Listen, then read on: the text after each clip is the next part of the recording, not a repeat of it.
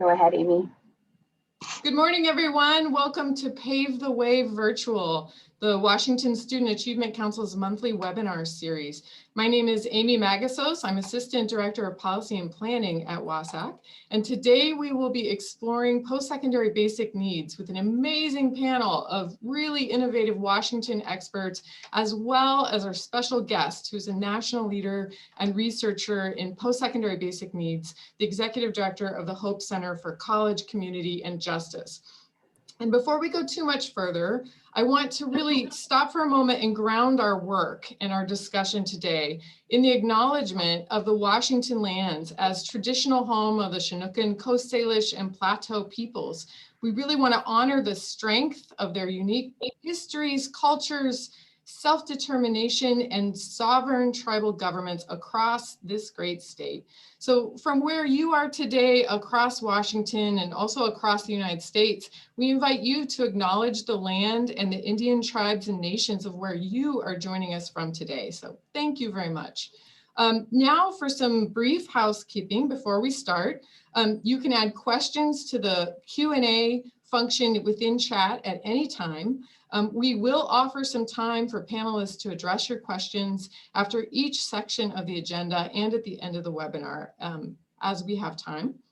We do have a very full agenda, so if there are questions that we haven't addressed by the end, we will follow up with you after the webinar. Next slide, please.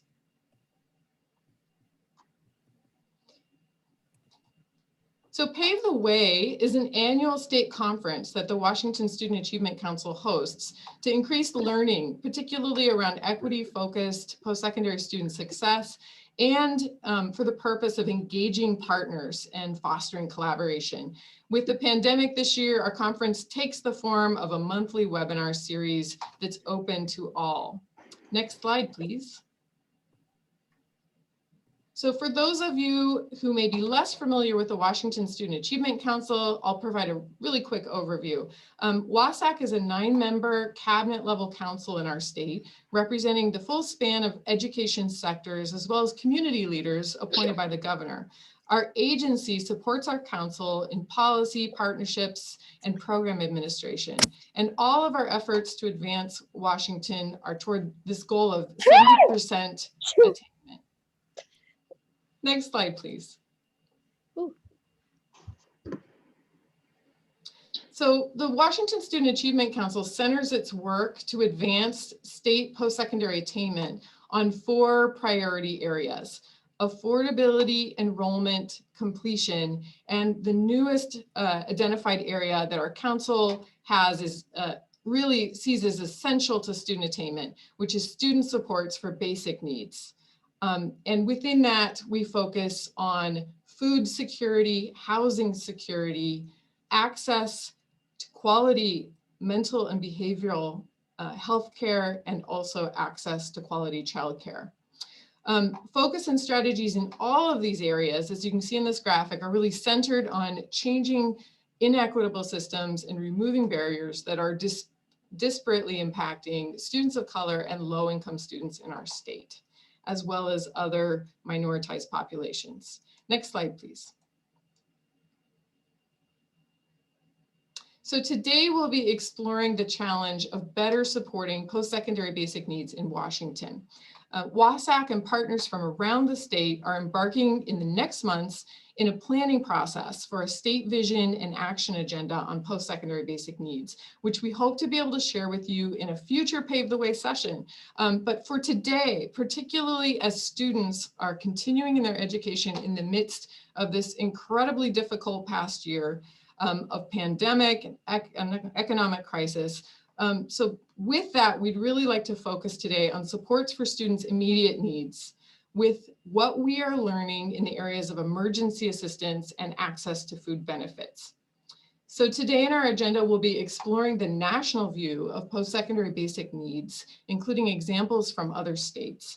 We're also going to have the chance to learn about innovations in Washington on emergency assistance and expanding access to students and awareness for all about basic food benefits. And finally, as always, we'll offer ways you can continue to learn more in some of our upcoming events. So let's get started. To kick it off, I have the pleasure of introducing our keynote speaker today, Dr. Christine Baker-Smith. Christy is the Executive Director of the Hope Center for College, Community, and Justice. A little bit more about Christy. Before joining the Hope Center, she was a lecturer in research methodology and social sciences at Columbia University and an education policy analyst for the New York City Independent Budget Office. Christy's a sociologist of education with a focus on student, social, and academic engagement across schooling transitions. She holds a PhD from New York University in sociology of education, a master's in education and leadership policy and politics from Teachers College at Columbia University, an MA in social sciences of education from Stanford, and a BA in sociology from our very own Whitman College in Washington. Christy is published on adolescence and school transitions in numerous peer-reviewed journals such as Sociology of Education, Peabody Journal of Education, and Education, Finance, and Policy. Christy, thank you so much for being here with us today and providing a lot of context and overview of post-secondary basic needs from a national view. My pleasure. You ready for me to jump in here? And what's not in my bio is that I also attended Walla Walla Community College as a Running Start student when I was in high school. So I am a Washingtonian by heart. I just happen to be on the East Coast now. So I'm thrilled to be here with all of you. All right, let me go ahead and start to share a screen here. So can everyone see my PowerPoint? Yes, we're good? All right. So I see a hand raised. That might just be a thumbs up. I can't tell from my view. Okay. So again, I'm Christy Baker-Smith. I'm coming to you from the Hope Center for College, Community, and Justice. And I'm here to talk about innovations in supporting students' basic needs. And we're also going to talk a little bit about recent evidence in basic needs, insecurity, and security. So we're going to start with why do we care about basic needs security? And then we're going to talk about some of these innovations. And specifically, I'm going to focus on three. I know Amy already mentioned food and housing. We're also going to talk about emergency aid, which is something that many of you may have heard about. It's more and more being talked about in the higher ed field. It's something that actually is also present in social service fields, in a few research studies in particular. And the Hope Center is engaging in trying to understand how this would work best in higher ed. All right, so why worry? We're going to start here with what we call the new economics of college. So college prices, as we all know, are rising, and they're going up faster than earnings. As you can see here, I'm not going to belabor each little line on the graph, but this is just an illustration. In particular, it's not just tuition that's going up. We all know and hear about tuition going up, but let's also be clear that the cost of housing, the cost of food, all of these things are going up. And at the same time, the federal and state level support for higher ed in the institutions is going down. Uh-oh, now I've got a little problem here with going forward. There we go. Because we have family income falling short, obviously families rely on their income in order to afford tuition, particularly when institutions are less able to provide supports like scholarships and other types of funding because they are more strapped for cash as well.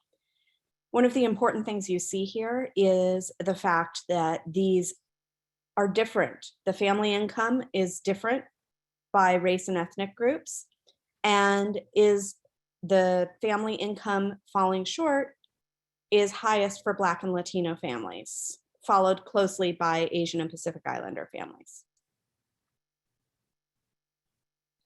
We all know work doesn't pay enough, particularly minimum wage work, which we have a lot of families in our country, or a lot of students in our country, who are working for minimum wage. Most students are not working full-time jobs, which means they are most likely to be working minimum wage jobs. We know in the recent stimulus bill that just came out, there was a lot of conversation about raising the minimum wage. But we know in general that work doesn't pay enough. Certainly not enough for families to save for tuition costs. It's also not enough for families to provide their students with food and housing costs. And I say provide their students, I don't just mean their 18 to 24-year-old students, I mean the parenting student.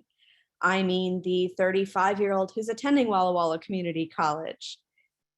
Students need these supports as well in order to be academically successful. And wages are simply not enough. One of the most important things about our country is we have a social safety net. Unfortunately, we're not using it for our students the way that we would like to be from the Hope Center's perspective. SNAP, for example, which used to be called food stamps. The eligibility criteria, which vary across geographic region, often have exclusionary criteria that mean that students are not able to access SNAP. That's a legislative change that we can make to make sure that students are eligible. It often has to do with the combination of being a student and being a full-time or a part-time worker in the workforce and how those two things balance out. Additionally, as I'm sure many of you know, the administrative burden to get access to SNAP benefits is huge. Even more, many students who are eligible don't even know they're eligible because they don't know what those criteria are and they assume they might not be eligible. The reality is actually there's a good chunk of students who are eligible and simply don't know. Then there's the chunk of students who do know, but the burden is so high that they can't get through all the red tape. And then there's the fact that even if they get through the red tape, they may not be eligible, depending on those criteria. In our recent times, in the middle of the pandemic, we had those stimulus payments last year. Many college students were not eligible for those payments for a variety of legislative reasons. Additionally, the CARES Act dollars, which went directly to institutions to support students and included emergency aid dollars, which we'll talk more about later, were highly restrictive. And this meant that the burden for the institutions to share those dollars, to give out those dollars as they were intended, is incredibly high.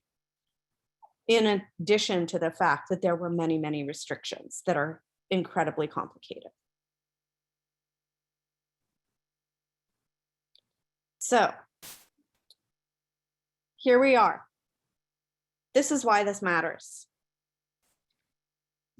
Across the nation, as of last year, we had done 5 years of surveys of students around the country in over 500 colleges.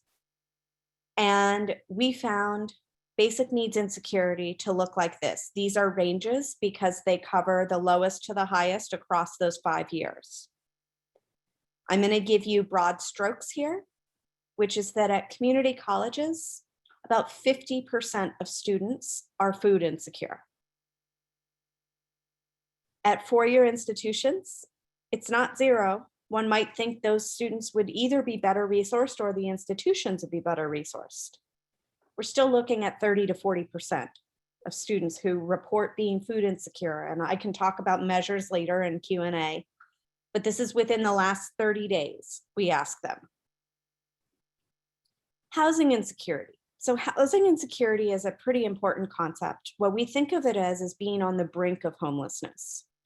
And it encompasses a number of things like, I couldn't pay my utility bills. I missed a rent payment. I'm in danger of being evicted. You're not homeless yet, but all of those things are often precursors to homelessness. And we're looking at broad strokes here. About 50% of our students in higher education in our sample across 5 years of data report being housing insecure, 50%. And somewhere between 10 and 20% report being homeless. And you'll see here the homelessness rate is a little bit lower at four-year institutions, but it still hovers pretty close to 10 to 15%.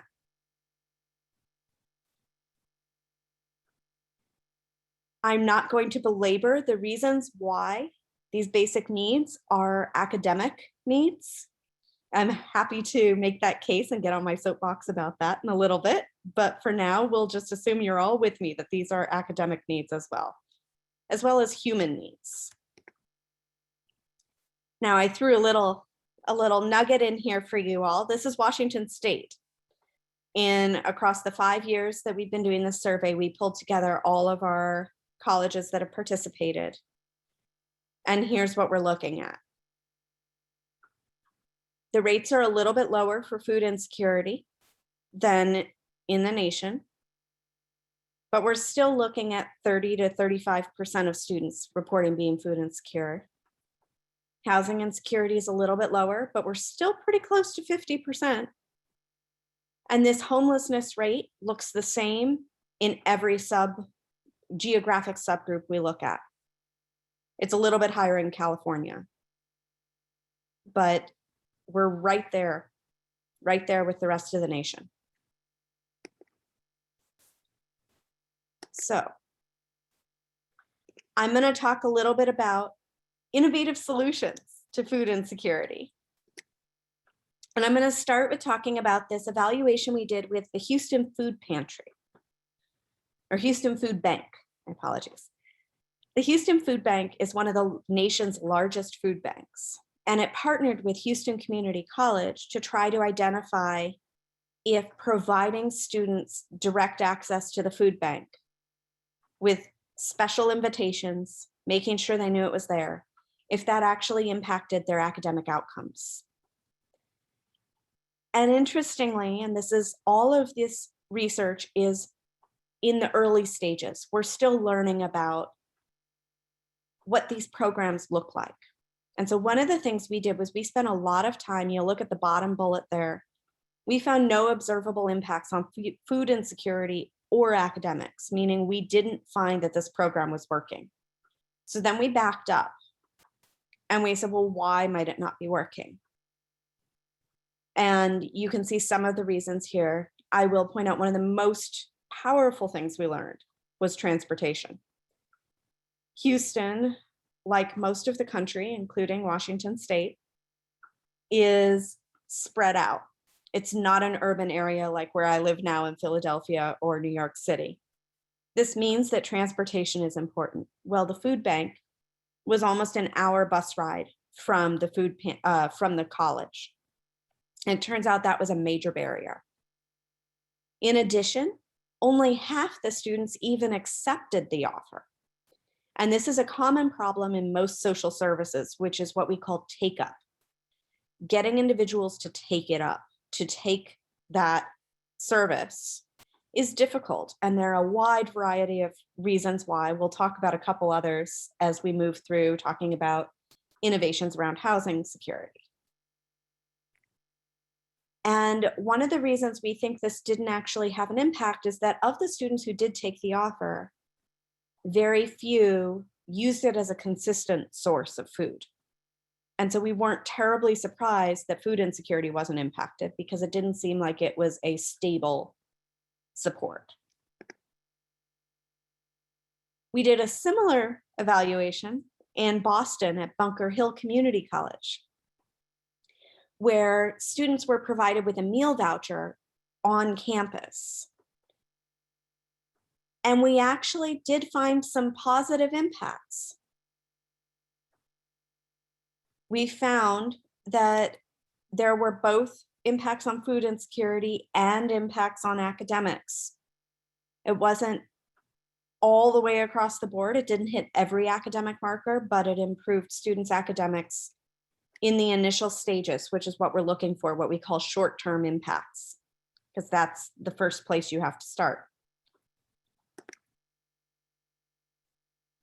And here's something really important. 90% of the students who were offered took up the vouchers. They actually used them. Very different than in Houston. But they didn't use all the money, which was really interesting. They only used the money, they used the money as they needed it, but they reported we did a lot of focus groups and interviews and surveys in addition to understand how this impacted them. They rationed it to save it for a rainy day. So for food insecurity, here's our takeaways. Food insecurity is sticky. Food pantries, especially if they're off-site, do not seem to be a strong solution. The access needs to be reliable. And one of the things this leads us to at the Hope Center is we want to talk about prevention, not Band-Aids. And that will lead us to some of our other work here. SNAP access is somewhere in the middle of prevention and Band-Aids, right? It gets them stable access consistently, but we're still not addressing the fact that students have food insecurity to begin with and that they're in that position to start.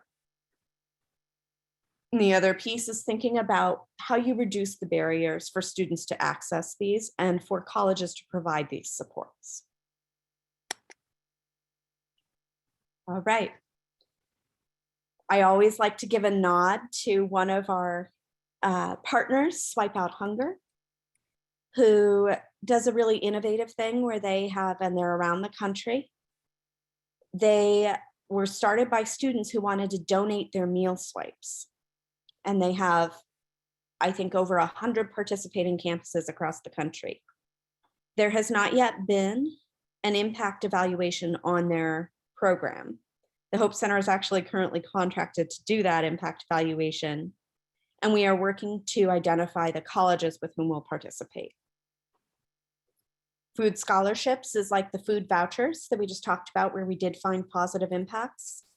And subsidized meals is another option that's been pushed around and talked about, but there's mediocre evidence on.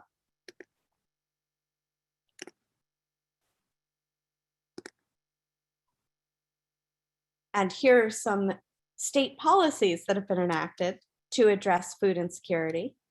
The hunger-free campus legislation, SNAP expansion for college students. This is what I was talking about the requirements, eligibility requirements, and then emergency aid programs, which we'll talk more about in a little bit. Another innovative solution to address basic needs insecurity is the culture of caring. And we turn to Amarillo College as a leader in this field. They worked to set up an institution-wide culture of caring. And this went with building a resource center in the center of their campus to say basic needs insecurity is not something to be ashamed of, and it's something we center as an institution. Now, not everyone can build a brand new center, but one of the keys to that center was that it was a hub, and you could get support with food and housing and social services and daycare and mental health all in one place. Additionally, they committed to ongoing staff education. And this came all the way from the president, all the way down. Doing little things like putting a syllabus statement on syllabi from faculty that says, go to the benefits hub if you have any of these needs. We recognize, all of these kinds of syllabi statements that say we recognize that students are humans and you may have needs outside of the classroom, and we want to support you with that. And what Amarillo College is seeing is that their completion rates are almost doubling. Now, this is not a randomized controlled trial. It is descriptive evidence, but it is encouraging. Another thing that Amarillo did is they appointed a director of student wellness and basic needs. And they dug deep into the special needs of their campus in particular. And one of those special needs was emergency aid. They discovered that many of their students had small, urgent emergencies,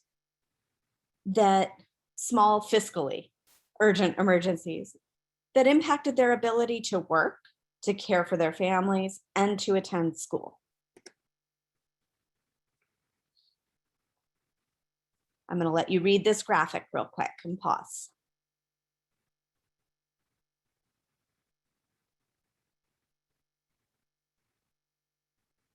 Emergencies come in all shapes and sizes. It could be that you ran out of money before the end of the month because you were eligible for SNAP and your benefits, you used up your SNAP and you don't have food for your children or yourself. It could be that you end up in a situation that's unsafe and you have nowhere to go because you don't have any extra cash. But if you had $200 or even $50, you could get on a bus and go somewhere safe. It could be, my favorite example is you get a flat tire. And that flat tire costs $50 to get a new one. Without that tire being fixed, you can't go to work. You can't get to school. And then you begin a downward spiral. You're not earning money. You're not going to be attending classes, and it just continues to compound. Emergency aid was one of the key components, or a key component, in the CARES Act legislation that came out last year to address pandemic issues. The problem is it's really hard to design and make it equitable and efficient. In old school ways of doing this, there would be a person, maybe it's the director of benefits and student supports, that a student would go to and say, I got a flat tire, I'm stuck.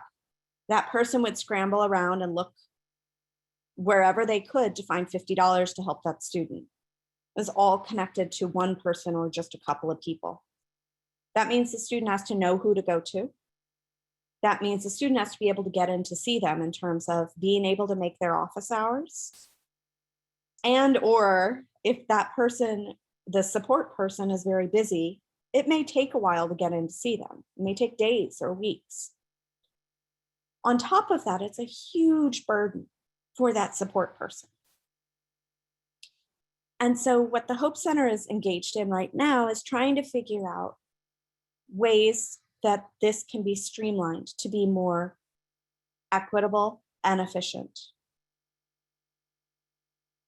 One of the partners that we are evaluating is Equity, who has created an app.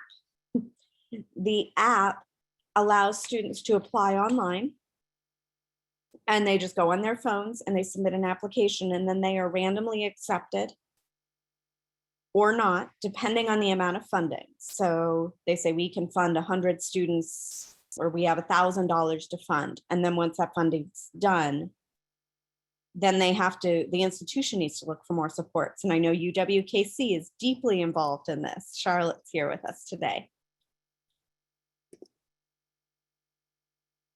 And so as we think about this as an innovative solution, one of the things I'm trying to highlight is that it is not innovative and probably not effective unless it is efficient. And I will be happy to dig into some of the reasons why it might be inequitable as well if it's not efficiently done in Q&A. Here's a little teaser.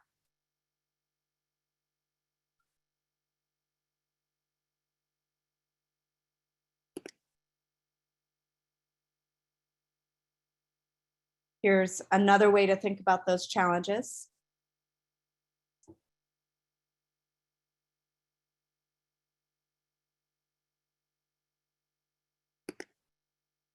So the $6.3 billion question, a la the CARES Act.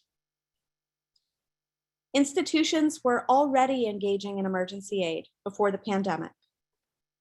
Now they have more money. One of the challenges was always having the enough funding to distribute. But what happens as we scale these programs up quickly, and how do we ensure that they remain efficient and equitable? And that's what I've got. I'll hand back over to Amy. Thank you so much, Christy. We so appreciate your overview. And I think that everyone will have the chance to kind of see how some of the principles and data that you provided are reflected in the Washington examples that will be shared today. Due to time, I think we're going to move along into exploring that. Crystal, if we could have our next slide. Excellent. So we will have some Q&A. Feel free to add that in at any point in our webinar today, which will be posted as a recording on our Pave the Way website. But continuing on to what this looks like in Washington, we're going to explore what we're learning from emergency assistance strategies here in our state. First, we're going to have Jessica Porter, who is program coordinator for the State Board for Community and Technical Colleges here in Washington, and a wonderful colleague that we've worked with quite a bit with the Washington Student Achievement Council. Next, we'll continue to strategies through Bridge to Finish with United Way of King County with Charlotte Gavell, College Success and Housing Stability Program Manager, and also Equity as well as Bridge to Finish in what it looks like on a college campus with Mariela Barriga, who is Director of Student Success at Highland College. So I'm going to pass this on to Jessica. And next slide, please. Tlahaliam. To start, I wanted to say that as a member of the Chinook Indian Nation, I am humbly joining all of you from the traditional lands of my Squaxin Island and Nisqually relatives. And my heart goes out to our Asian American relatives and communities of colors who have experienced the brunt of this deeply traumatic year.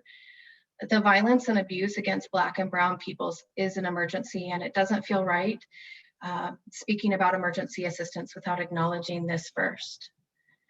Back in 2019, the Washington State Legislature passed Second Substitute House Bill 1893 related to providing assistance to post-secondary students. Section 1 of the bill allows Washington community and technical colleges to provide monetary assistance to students experiencing unforeseen emergencies or situations that affect the student's ability to attend classes. The legislature put forth several requirements, including this assistance is meant to be a low barrier, or is meant to be as low barrier as possible. Students are required to request assistance in writing, but no other documentation of need is required. All enrolled students are eligible, not just those who meet the definition of financial need. Students can't be required to have submitted a FAFSA application. The funds are intended for monetary aid to students, and the colleges are required to develop a process for prioritization of funds. In the bill, the State Board of Community and Technical Colleges was tasked with selecting colleges to participate in the Student Emergency Assistance Grants Program, or what we refer to as the SEAG program. And we received applications from 28 of our 34 colleges. With the funding available at the time, we were only able to select 16 colleges for the 2-year funding cycle. What we know now is that all 34 of Washington's CTCs are administering emergency assistance due to the pandemic, which is why SBCTC is advocating for expanded funding to support students' emergency needs not currently funded by federal and institutional emergency aid. And if we think back to the time when this legislation was passed, there weren't many states addressing students' emergency needs at a statewide level. We were fortunate to be able to look to the Minnesota Department of Ed's Emergency Assistance Program and our own United Way of King County benefits hubs to help build out the framework for the SEAG program. That framework included program principles that were centered on building relationships with students, which is the foundation for being able to better support students' unmet needs. We wove those program principles into a delivery model, which we've been able to measure and see how we're doing through data collection efforts.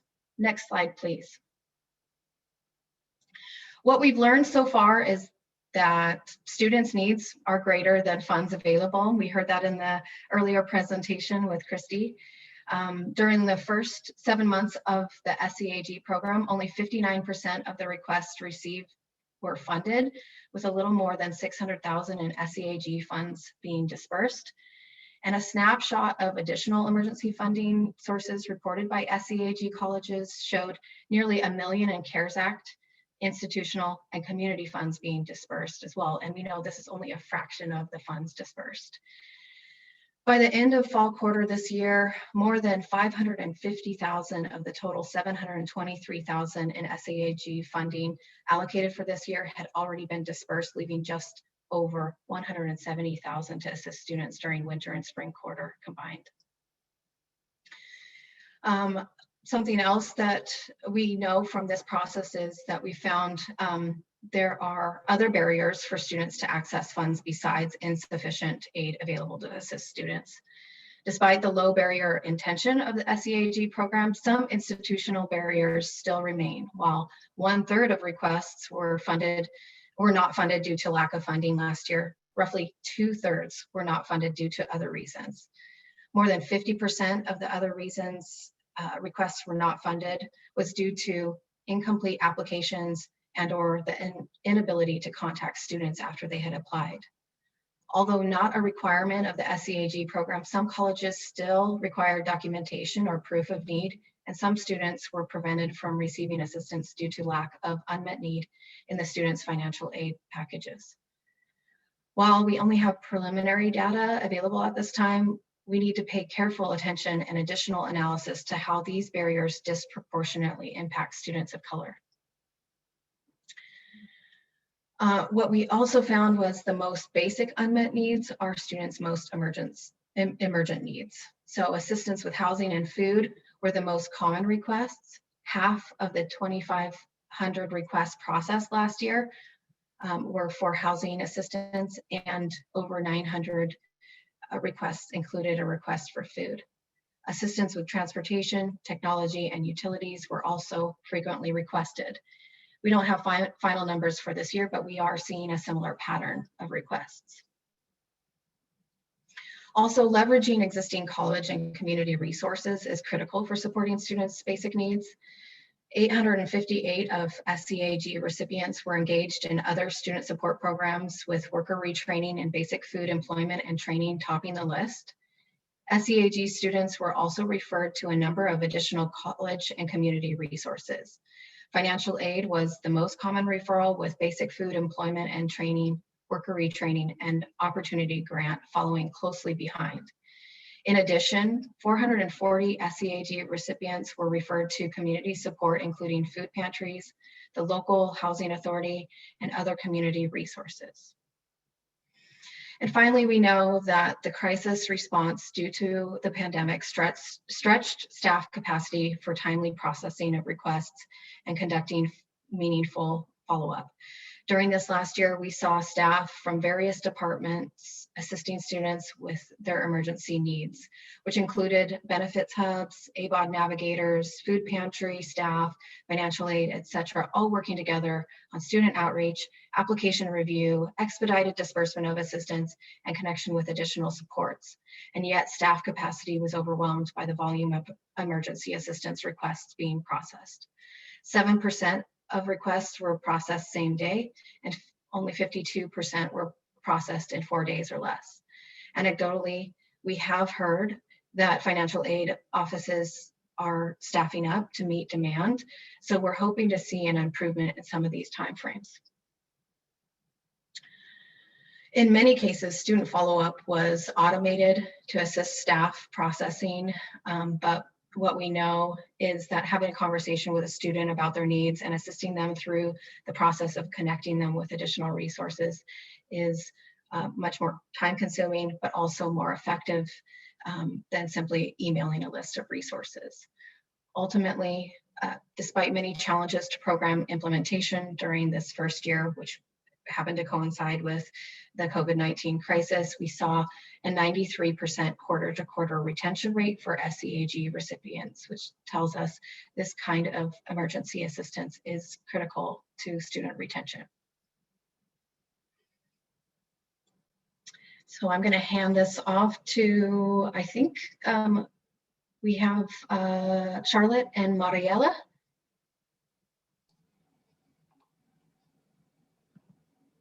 Thanks so much, Jessica, for the transition. Hi, all. My name is Charlotte Gavell with United Way of King County. I'll kick us off, and then I'm going to hand it over to Mariela.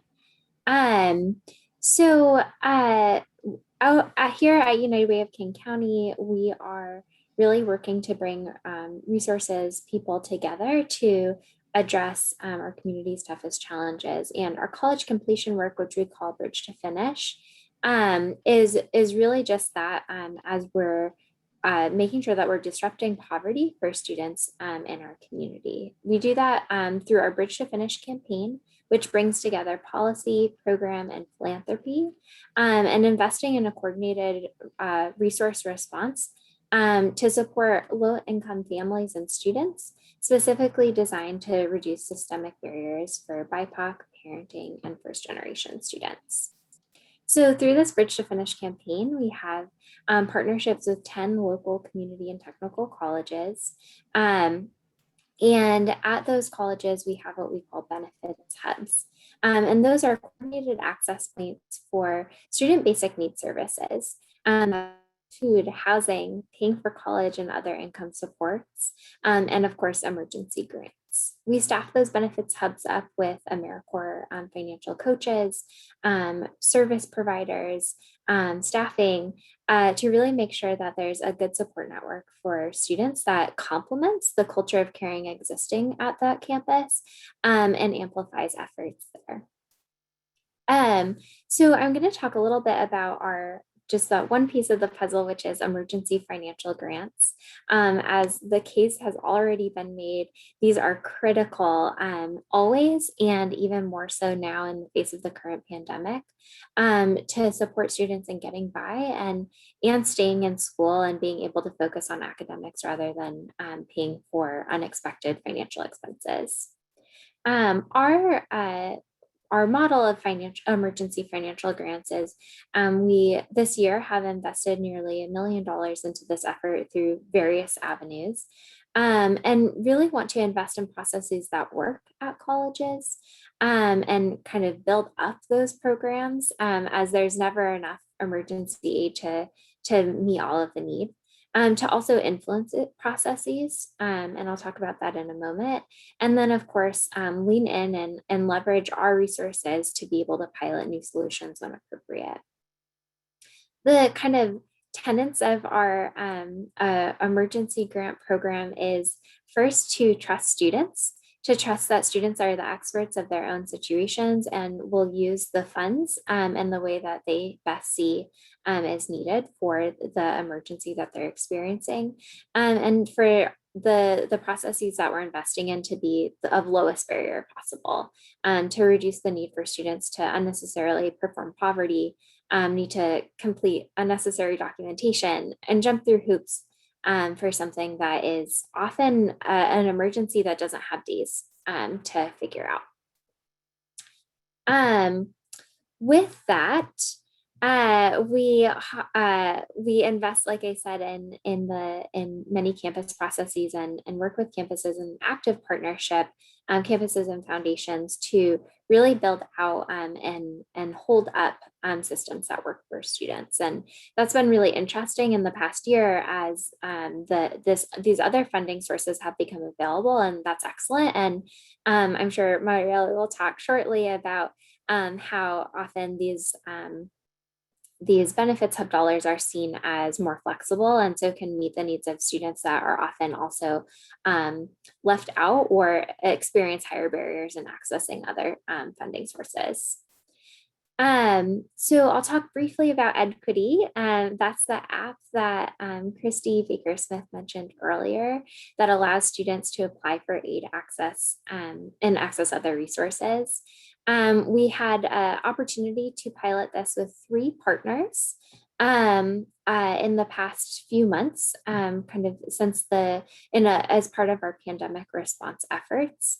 And with some funding from our program and also from the Schultz Foundation, we've been able to provide awards for nearly 300 students by the end of this quarter.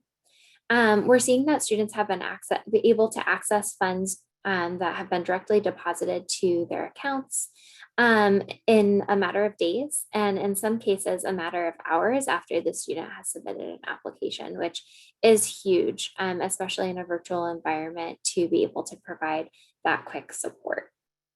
Highland has been such an important partner in all of this work since it began in 2016, and Mariela Barriga has been at the forefront of that a really active partnership and co-designing our benefits hub program, and also leaning into opportunities to pilot things like Edquity. Has been a key partner as we've developed our emergency grant component of the program as well. So I'm really excited to hand it over to you, Mariela, to share more about what this has looked like at the college for students. Thank you, Charlotte. Yes, a lot of different components to this Bridge to Finish Benefits Hub program. I could talk to you all day about all of them, but just kind of focusing in on the emergency financial grants is where I'll be today. So before I kick us off, I have one question, and this is what I'm asking you all for a little bit of interaction. We do have the chat feature, so that's where I would love you all to join us. And the first question I have for you is around poverty. So as a student, what does navigating poverty in your college service district look like? So I would love for you to throw that in the chat. You can do a phrase, one word, just take a moment to really reflect on that question. What does navigating poverty in your college's service district look like? So just take a second, and I would love to see your reflections in the chat. And I pose it this way because in each of our service districts, those are like those boundaries that the colleges are serving students. Of course, students can enroll in different places, but the geographical and the cultural context is really important to reflect on when we're thinking about these different programs that are designed to help students who are navigating poverty. So I'm seeing a couple of folks adding, some people say it's complex, it's frustrating, it can be embarrassing. There are a lot of family issues, many steps to take with enrolling. Sometimes there's fees attached to steps, it's limited, it's full of barriers, it's exhausting, ongoing. Thank you for all of your contribution. Barriers, well-meaning but slow. What I wanted to say about that is that an all-consuming focus, attending college has fallen in the priority list, not accessible, and high dependency on technology, definitely, especially right now. And keep them coming. You guys take a minute to read over your colleagues' responses. I would say that navigating poverty takes a lot of skill. It takes dedication. It's exhausting.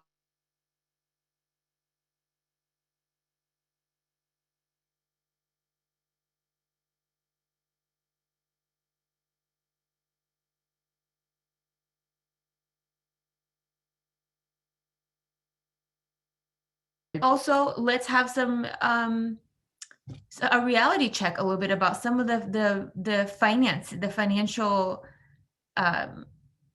state that a lot of our students are in. Last year, of course, with COVID, 8 million more Americans slipped into poverty than previous. A lot of the data we have around this is pre-COVID, so I wanted to throw something in that included 2020. And of course, we know that there are racial equity implications here. The average white family wealth being so much larger than other races, Black families, 14 times more than Black families and 8 times more than Latinx families. And that this wealth was really accumulated over generations at the expense of BIPOC families. Each year we have, and this is according to Equity, our equity partners, that 5 million students nationwide discontinue due to an emergency of under $500. And so when we're thinking about these emergency financial grants and people talk about making it low barrier and making it simple, we also have to kind of reflect on our cultural understanding. I think it might, in our American context, it might seem like a radical idea because cash aid is so often viewed with skepticism and suspicion for potential, misuse and abuse. And I think it's important for us to reflect on where that might come from. Why are we asking students to provide more documentation, to meet with us again, to come back during office hours, like all of these different barriers that we put up. And I think the fact that the partnership with United Way, as far as our emergency funds, has trust the student, which Charlotte mentioned, it has trust the student in the MOU. So it's really baked into our process. What does trust the student look like in your campus? That's for you to determine. But for us, it definitely means that students don't have to provide all these additional documentations that meet with us. I also want to say that needing cash is not a reflection of an individual's morals or values. And that we do not do our emergency cash assistance through our financial aid office, and that there are equity reasons for that, which I can talk about more later.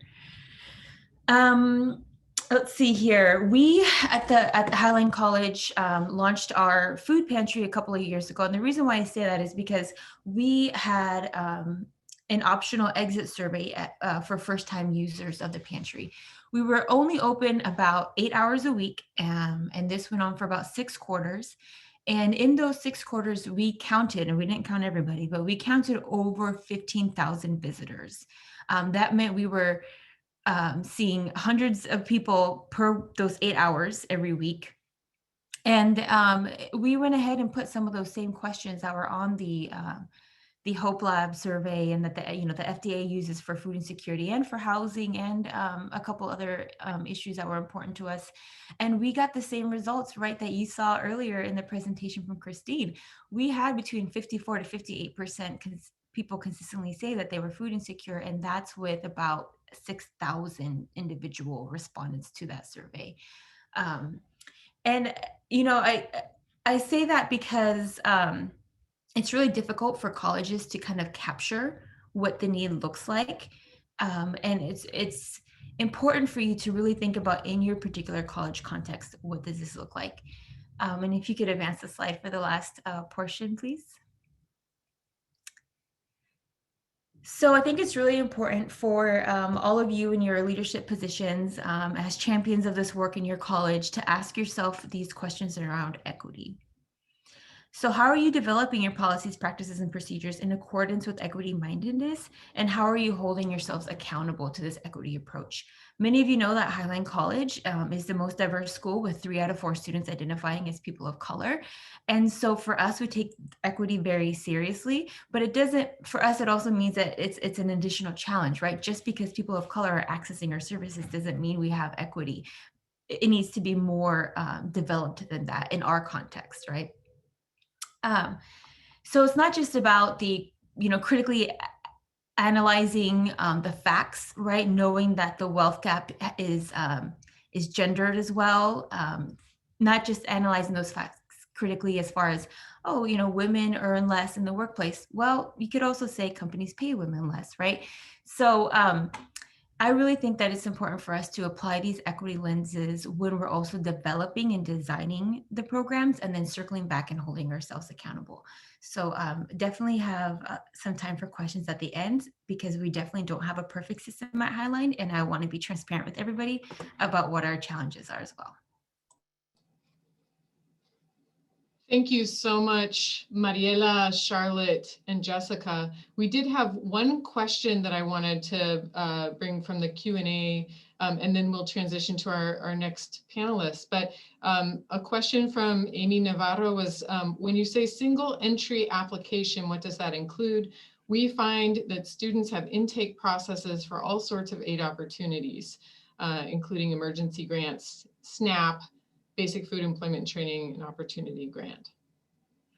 Yes, so we actually, a couple of years ago, I participated in Dean's Academy, which is something that happens in Washington State. And so my project was this: how do I make I decided, we have different areas on campus, and you might too right now, where emergency funds are available if students know about it and have relationships. So we had women's programs, we had WES, Workforce Education Services, and we had the foundation. And there were all these different ways to maybe get access to emergency funds if you know about it. So I created an application that asked the key questions that those departments needed, plus the key questions that the United Way needed with our grant funds there, as short as possible, and made sure that it was on Canvas and outward facing website, publicly accessible, so that people could apply there. And then we had folks contact the student within 24 hours of applying. So they just state their need and we get back to them as soon as possible. Mariela, thank you so much. We're going to move on. Thank you all for describing these programs within the community and technical colleges in Washington. If we could advance the slide. Next, we're going to share a new development fresh off the legislative processes of the Undocumented Student Relief Grant. You'll have a chance to learn about the story of its creation and the impact and some lessons learned on the ground in the case of University of Washington, Seattle, with our next two guests. We have Jude Ahmed, who is a senior at Western Washington University, and she is the Director of Legislative Affairs for the Western Associated Students. She's also part of the Washington Student Association. We also have with us today Hugo Garcia Villa, who is coordinator at Leadership Without Borders at the University of Washington, Seattle. Thanks so much for being with us. And I'd like to ask Jude, could you describe a little bit about the Undocumented Student Relief Grant and what was the story of that in terms of advocacy, how that came to be? Yeah, so the Undocumented Student Relief Grant, if you want to go onto the Washington Legislature website and actually look up where the $5 million for undocumented students was appropriated from, you would go to House Bill 1368, and it is in Section 14. And so Section 14 appropriates for the Washington Student Achievement Council to distribute $5 million. And the intention of that was because they knew that many students were not eligible for federal relief at the very start of COVID. And it's crazy to think that we went into lockdown a year ago. And I remember CARES aid coming in around May or so. And so it's been a long time coming, trying to just even out some of the financial burdens that COVID placed on college students by making sure that we could get students who weren't able to access those funds due to residency status the opportunity to still get that additional financial support. And one really important key part of that story, and it's, I think, almost the key part of a lot of equitable legislation efforts, is that was an issue that was so broadly spoken about by students in particular. Washington State has a long history of political advocacy by students that are able to pass amazing legislation by really putting that pressure on. And I only started in this position about a year ago. And so I'm really honored to be able to build on the past relationships that were founded by the Washington Student Association, that were founded by my predecessors at the Associated Students of Western Washington University, and be able to dive right in when I started my position, I had students say, hey, you just got some CARES money, right? Well, I didn't. What can we do about that? This is what my family is going through. And it was amazing to see how that initial conversation evolved from my experience getting in to working with the Washington Student Association. And we were all on the same page of like, okay, how do we get some money to students that didn't qualify for CARES or federal relief? Because that was something that was a huge help to me in the last year. And so us students that were working in these capacities, we're the ones that often our privileges allow us to benefit from the institutions that do support us. And so we have this spare time to be out here advocating, to be attending webinars like this and talking about the student experience, to be meeting with legislators. And, that's a privilege that not all students have. And as much as this year, we wanted to have students share their stories, it was a stressful time. Classes online were extremely difficult. Students were handling family emergencies, working multiple jobs in unsafe conditions. And we really drove home with the work we did this year that, hey, students are struggling and so they can't be here in the room. And so we really need you to listen to those that are advocating for these students, especially when, we did have that history institutionally of supporting the undocumented community and centering them in our advocacy.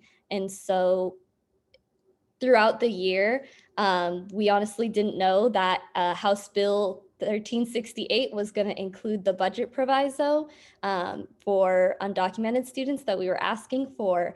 We were particularly working with Senator Leos, and then we just had students in every meeting with a legislator, both in fall quarter before the session even started, as well as now in the winter with our lobby days, where students, probably over 100 students from Western, were able to go down, countless more students from other universities were able to directly talk to legislators and say, hey, some students didn't get relief funding. I got relief funding. It was really helpful. We need to make sure that that extends. And so I think when House Bill 1368 dropped and included this funding, it was something that a lot of legislators were already on board with because they knew, okay, these students have been working with this community. This is a very obvious need that they've identified and prioritized. And it was honestly just a really surprisingly effective strategy in this virtual session to just have that consistent messaging of like, hey, equity is our priority. We want to make sure that these students are getting comparable funds, because not only is it a way to support those students in their studies, but it's also a way to support other wellness. So their social health, their social wellness, their ability to maybe support their family, to know that there is just some extra emergency money that they can use to make the days go by a little bit easier, or to get over just like a big barrier that was at one point just overwhelming. And so it's been incredible to see how that came to fruition. And I want to highlight that students are not done paying attention to this.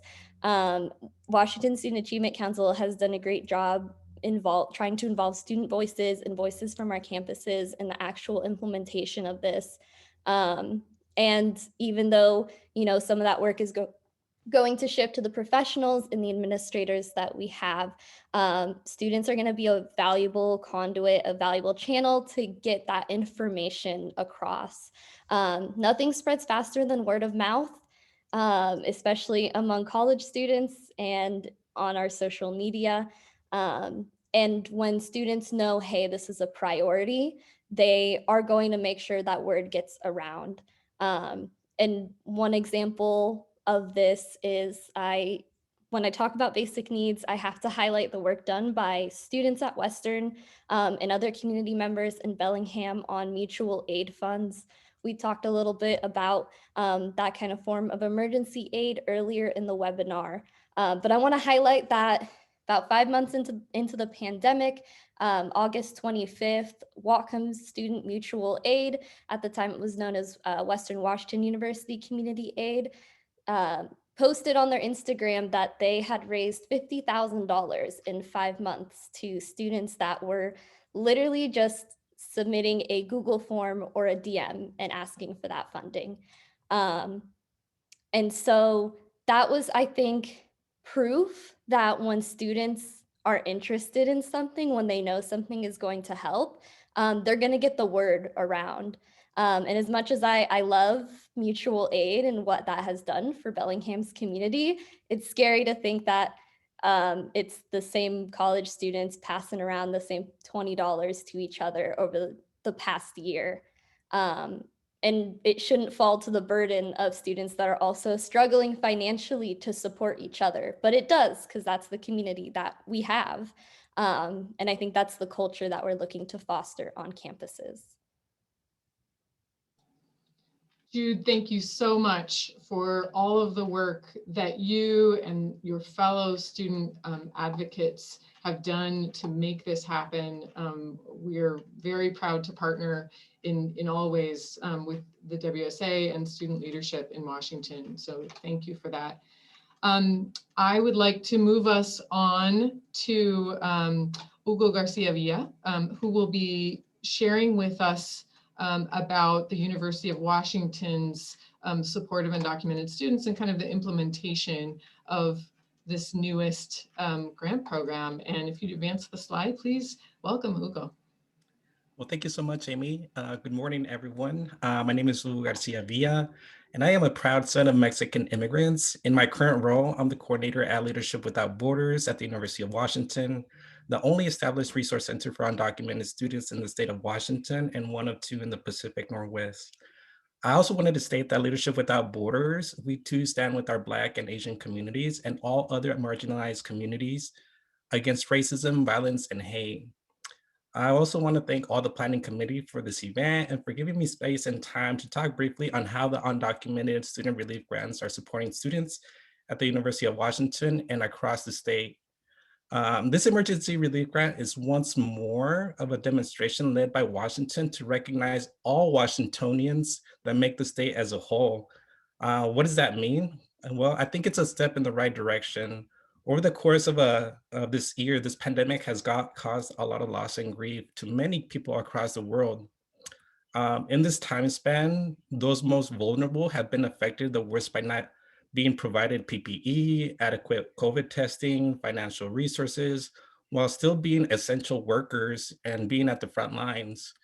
And these front lines also include immigrant and undocumented communities, the 27,000 DACA recipients working in the healthcare industry, the uncles and aunts working to pick the fruits and vegetables, the brothers and sisters that suddenly became the babysitters and tech learners for their families, and the countless others too often forgotten. These communities have also lost friends or family, and others have lost their jobs, leaving them without little to no resources available. The first and second round of federal stimulus funds did not include undocumented folks. Even if you were eligible, but your spouse was undocumented, you were left out of the federal relief funds. In addition, I think there has been a lot of turmoil with efforts to dismantle and terminate DACA, the racial unrest in light of George Floyd's murder, as well as the uncertainty and fear that was caused by this past presidential election. I think additionally, we have seen that this past administration had intentional policy against immigrant and undocumented communities by villainizing them in an unprecedented manner. The public charge rule deterring people of seeking much needed resources during the pandemic, where they may be denied visas or permission to enter the country or any adjustment of their status if they were categorized as dependent on the government benefits. Well, I think the good news is that the new administration has eliminated this public charge rule because immigrant and undocumented communities are contributors to this country and to Washington state. Undocumented communities paid an estimated about $678.7 million in federal taxes. $367.9 million in state and local taxes in 2018. And Washington DACA recipients paid an estimated about $49.8 million in state and local taxes in 2018 also. And so this data debunks all the negative connotations and myths about immigrants and non-documented folks burdening the economy and getting government benefits when a lot of these folks don't even have social security numbers.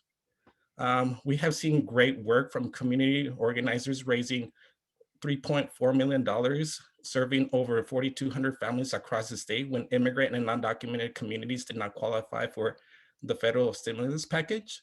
And this past October, we saw Governor Jay Inslee work with state legislation to allocate $40 million in relief funds for people who couldn't access federal stimulus programs because of their immigration status. And now the $5 million being allocated to undocumented students across state colleges and universities being led by Washington Student Association. Again, I think this is a demonstration to continue and recognize our state population as a whole. And it goes beyond the perception that immigrants and undocumented communities are only Latinx. It's not. There are many diverse communities and intersectional identities that make up the population, and recognizing them too is also important. And you might ask, well, why does this matter? Well, representation matters. I think amplifying the many intersectional voices to be part of this change matter.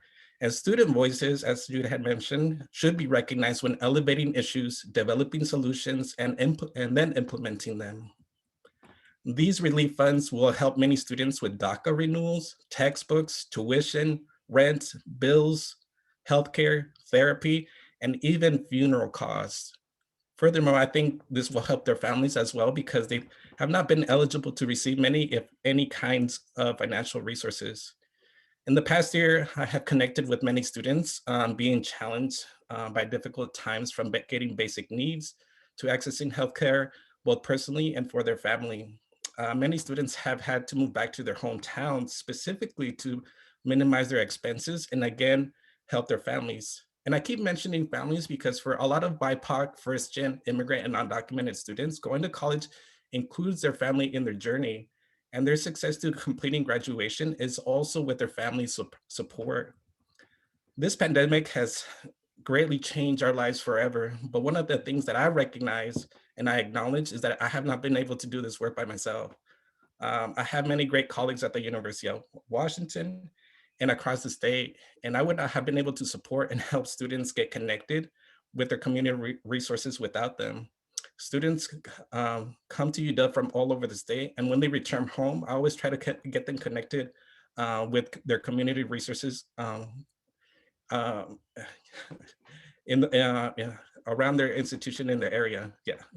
Although we might differ in school spirit from UW to WSU, Huskies versus Cougars, and by the way, go Huskies. We are all connected and intertwined in the work that we do supporting students. Our colleagues on campus include Student Legal Services, offering consultations to immigration legal matters, to the Counseling Center offering spaces for students to talk about their mental health. Around King County, we have seen the great work from many organizations developing resource guides in multiple languages. In DACA renewal funding at Centro de la Raza, our colleagues at WASAC have also been part of many ongoing conversations and offer a lot of great information through their website. So as I finish up, I want to share a small and quick story I heard, and it resonated with me so much. It went by saying that we have all ancestors and they come from many parts of the world. And they are all proud of us, and we have so much more to do their work. Our ancestors are here with us, guiding us, watching us to do their work. For many of us immigrant and undocumented communities, we have been told we have guardian angels early on in our lives from our parents or family. A lot of the times we don't understand what that means or just brush it off. But we come to realize that it's not just any majestic beings, it's our ancestors. It's them that lift us up saying, move, use your legs, go, you got work to do.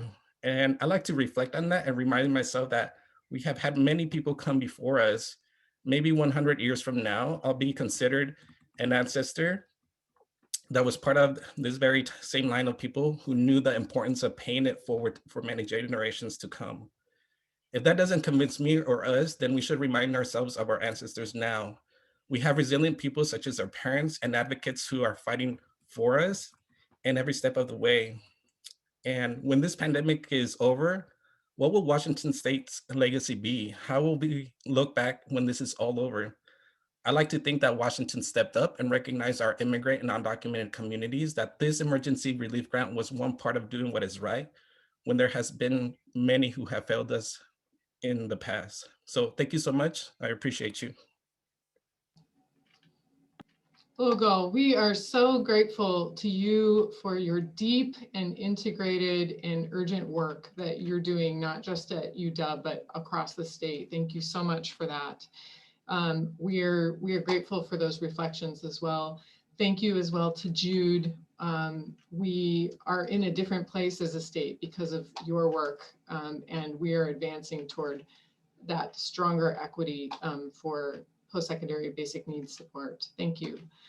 In our remaining 13 minutes, we're going to make a bit of a shift and look at another area where we have a lot of work happening. If we could go to the next slide, we're going to talk about strategies and access to food benefits.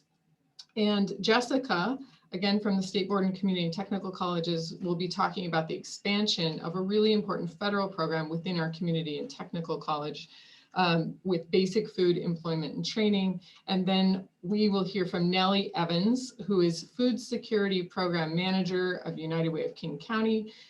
She will share with us about basic food marketing that they are spearheading for all levels of education, K-12 and post-secondary education. We're grateful to have them both, and I'll pass it on to Jessica. Thanks, Amy. Next slide, please. Thanks, Amy. For a little background, the Basic Food Employment and Training Program is offered through the Department of Agriculture's Food and Nutrition Service, and is another way that the State Board for Community and Technical Colleges facilitates access to education and training dollars to enable basic food recipients to gain the skills necessary for employment. BFET, Basic Food Employment and Training, services are delivered through a partnership with the Washington State Department of Social and Health Services, the Community and Technical College system, and more than 30 community-based organizations. All 34 colleges participate in the BFET program and provide tuition assistance, supportive services such as tuition and books, and holistic case management, along with personal care assessments and planning and job search assistance. Our community and technical colleges are strengthening access to SNAP and food security through a variety of ways, including ABOD and resource navigators who are assisting our students in connecting with SNAP and community resources. The expansion of BFET means more students can access SNAP and stay in school than ever before, and providing student support services through a variety of programs, including emergency assistance grants, housing and homelessness supports, childcare, food banks, and much more. Next slide, please. And earlier I had mentioned that the Student Emergency Assistance Grants Program was created through Second Substitute House Bill 1893. And in Section 4 of that bill, the Washington State Legislature provided guidance for DSHS to work with the State Board of Community and Technical Colleges to identify educational programs at the community and technical colleges that would meet the requirements of state-approved employment and training programs. As a result of efforts related to this legislation, the U.S. Department of Agriculture recently approved Washington's proposal to allow low-income students in a wider range of certificate, degree, and industry-recognized programs to receive food assistance through the state's Basic Food Employment and Training Program.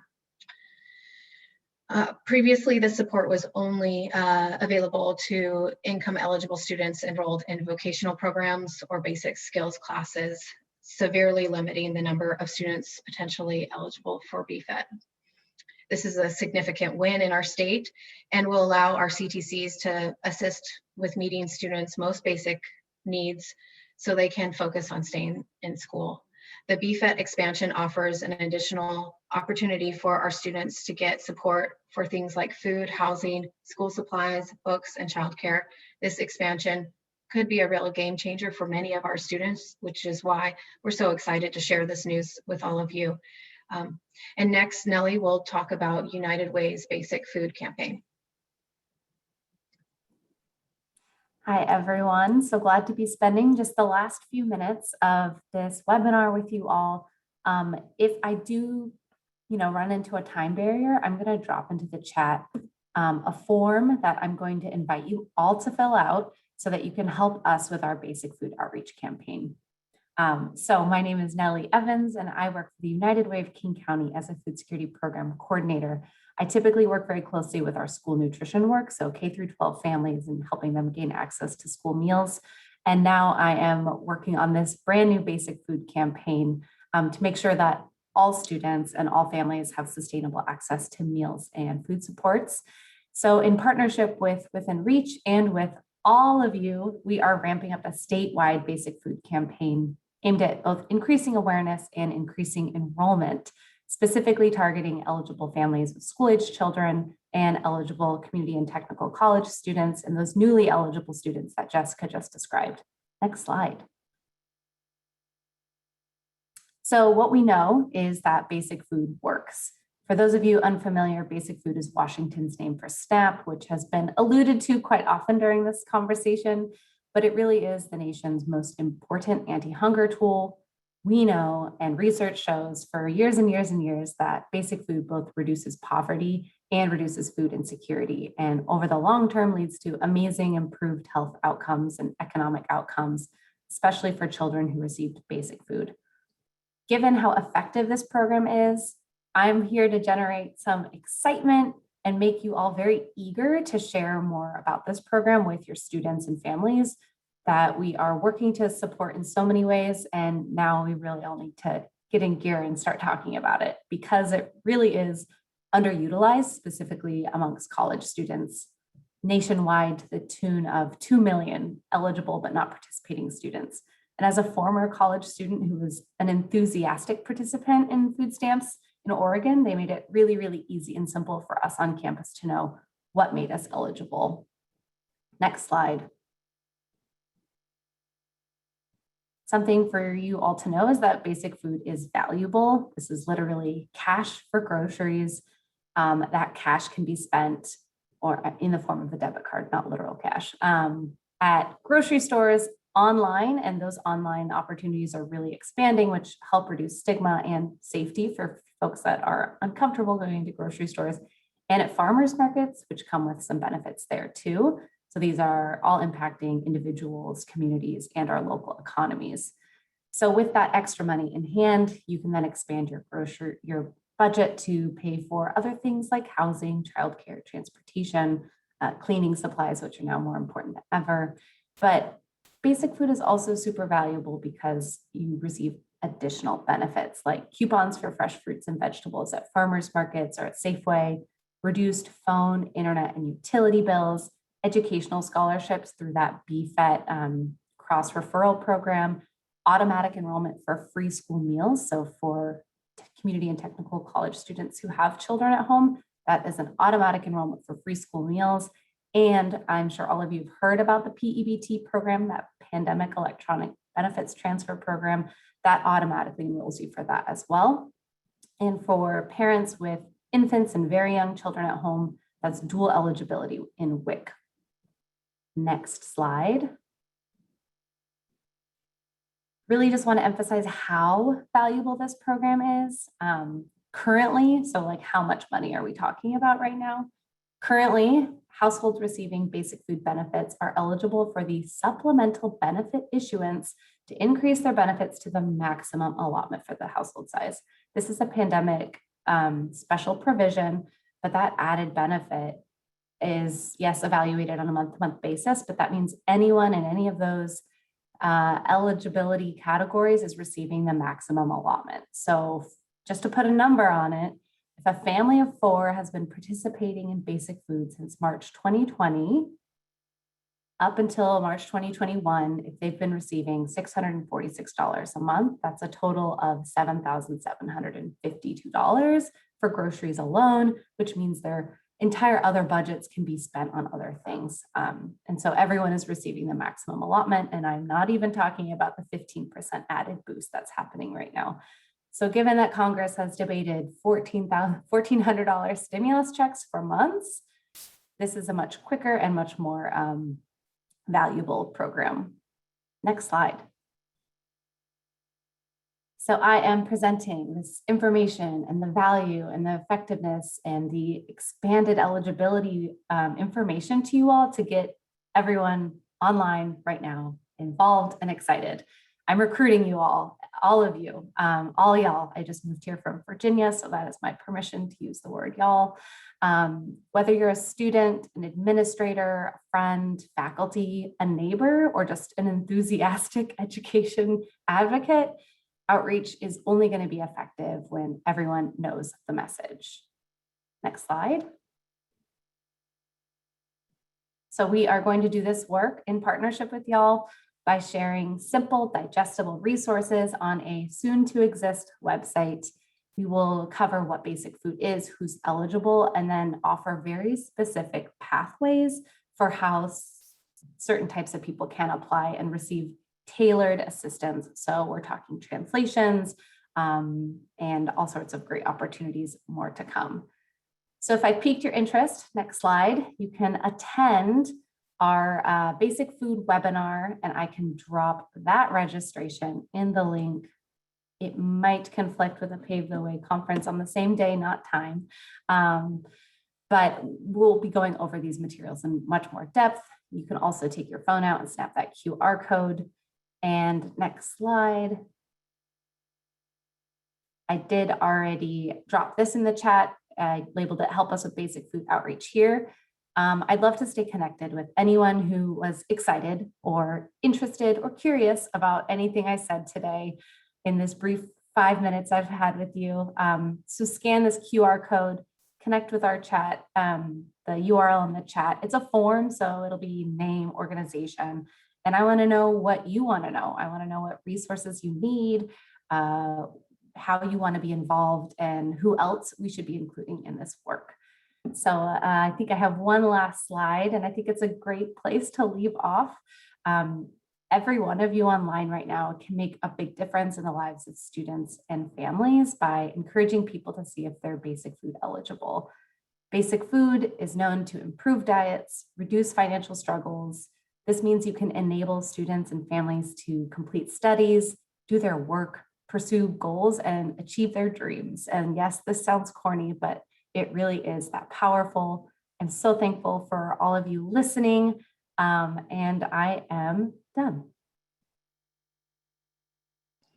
Nellie, thank you so much. If we could have our last slide, please.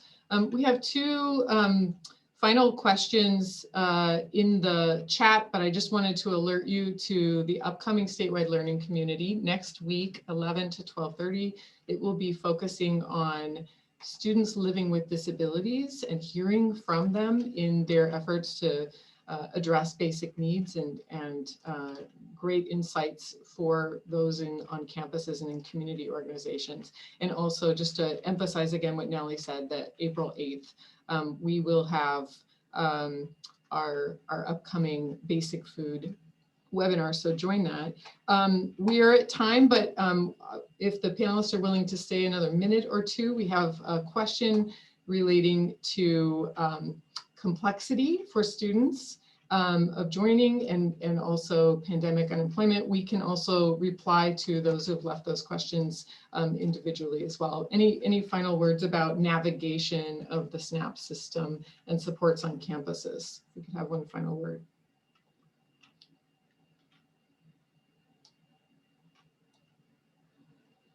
Maybe Mariella, if you could speak to navigation supports for students applying for SNAP on your campus.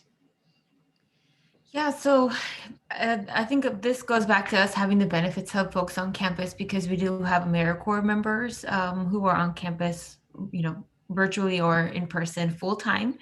And so they have walk-in hours as well as appointments and can sit down and do one-on-one applications with folks. I also want to say that we're housed in a support center. We call it the Highland Support Center. We also have workforce education services in there, as well as our transition center, which transitions folks from pre-college GED learning English types of courses.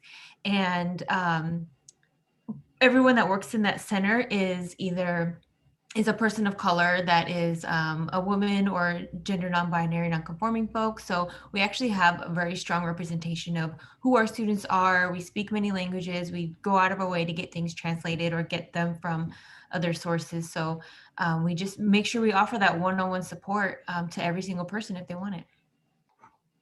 Mariana, thanks so much for sharing the great example from Highline of just really important work. And I see Jude has her hand raised also to comment on that. Yeah, earlier we talked a little bit about how eligibility requirements are a huge barrier. And I would say for students, because they are often on the receiving end of different federal and state funds, because universities do have like some resources to provide basic needs support, they're often that's used to justify the exclusion of college students from a lot of these programs. And so one example I can think of is that students that work on campus 19 hours a week, they are capped at 19 hours. And as a result, we're unable to access SNAP benefits.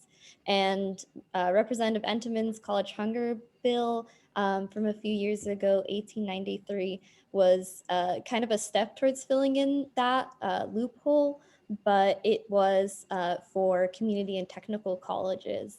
And I think this year we're seeing some work to expand it further. But even once it covers four-year colleges, there's also going to be students in graduate programs that need to qualify for that too. So how do we really keep the momentum on removing that criteria? Because inherently criteria is what stops people from accessing these resources.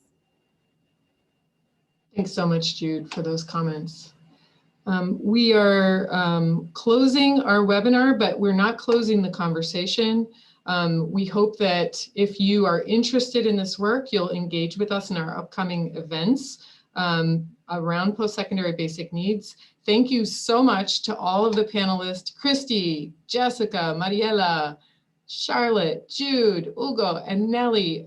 You are incredible, passionate leaders in our state for this work, and we are all grateful to you and what you've shared today.